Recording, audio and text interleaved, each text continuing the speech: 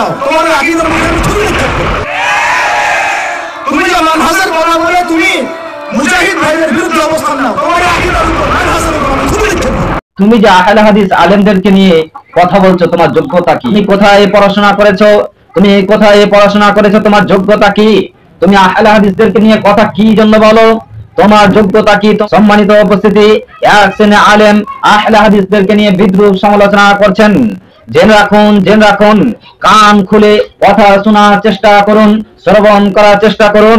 দেওবন্দি হানাফি তাদেরকে বলতে চাচ্ছি, যদি কোনোদিন জিহাদের প্রয়োজন পড়ে, যদি কোনদিন জিহাদ করতে হয়, এই আহলে হাদিসের বাচ্চারাই সর্বপ্রথম কাতারে দাঁড় হবে। এই কথাই চূড়ান্ত। তোমরা গর্তের মধ্যে, বাড়ির মধ্যে ঢুকে থাকবে, কিন্তু এই আহলে হাদিসের বাচ্চারাই সর্বপ্রথম কাতারে জিহাদ করার জন্য উপস্থিত থাকবে। তোমরা গর্তের মধ্যে ঢুকে থাকবে, কিন্তু আহলে হাদিস জিহাদ করার জন্য প্রথম কাতারে থাকবে। এই কথাই চূড়ান্ত। আর তুমি আহলে হাদিসদেরকে নিয়ে কথা বলো, কি করে তুমি কথা বলতে পারো?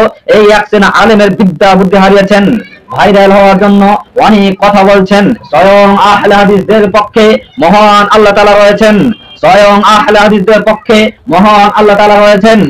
আপনি বেদাতি কাজ করে আপনার সাথে কি করে আল্লাহ থাকতে পারে? কি করে আপনাকে আল্লাহ সহযোগিতা করতে পারে? কি করে আপনার সাথে আল্লাহ থাকতে পারেন? আপনি সর্বপ্রথম সব সময় বেদাতি কাজ করেন, বেদাত কাজ ছাড়া কিছু কাজ নাই।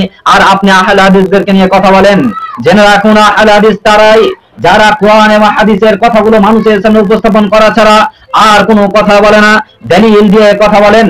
যারা আহলে হাদিসদেরকে নিয়ে বিদ্রুপ করে, তারা কোরআন হাদিসের কথা বলে না, বক্তব্য রয়েছে, নেটে দেখার চেষ্টা করুন। যারা আহলে হাদিস বক্তব্য সার্চ করুন, তারা বিষয় ভিত্তিক কোরআন এবং হাদিসের কথাগুলো উপস্থাপন করেছেন। কিন্তু যারা হানাফি দেওবন্দি, যারা বেদাতি, তারা দলিল ভিত্তিক আলোচনা করে না, দলিল দিয়ে কথা বলে না, মুখে জোর দিয়ে তারা কথা বলছেন। যারা কমিটি রয়েছেন তাদেরকে বলতে যাচ্ছি, জ্ঞান বুদ্ধি থাকা দরকার। আপনার জ্ঞান বুদ্ধি থাকা দরকার।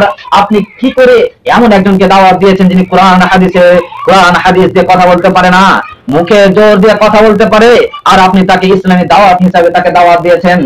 আপনাকে হিসাব দিতে হবে এই কথাই।